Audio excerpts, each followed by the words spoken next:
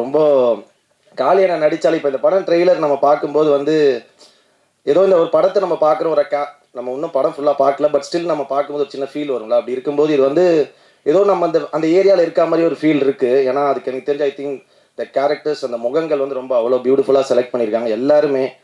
சாம்சன்னாலாம் சொல்ல வேணாம், எல்லாருமே ரொம்ப பியூட்டிஃபுல்லாக நடிச்சிருக்காங்க. அப்புறம் காளிதாஸ் மேம், எங்கள் மம்மி, நட்சத்திரம் நகர் இதில் நடித்தோம். சூப்பர் எல்லாருமே. ரோஷினி, தேகன பாட்டு சூப்பராக இருந்தது. கேசியை நானும் ஆல்ரெடி ஒரு சாங் ஒர்க் பண்ணியிருக்கோம். Congrats to cameraman.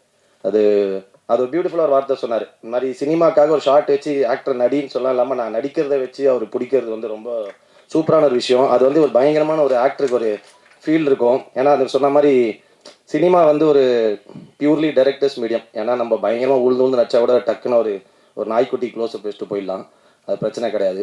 ஸோ அந்த மாதிரி இருக்கும்போது அது பியூட்டிஃபுல்லாக கேப்சர் பண்ணுறது ஒரு கேமராமேனோட பெரிய ஒர்க். வாழ்த்துக்கள் ப்ரோ, சூப்பர் எல்லாருக்குமே.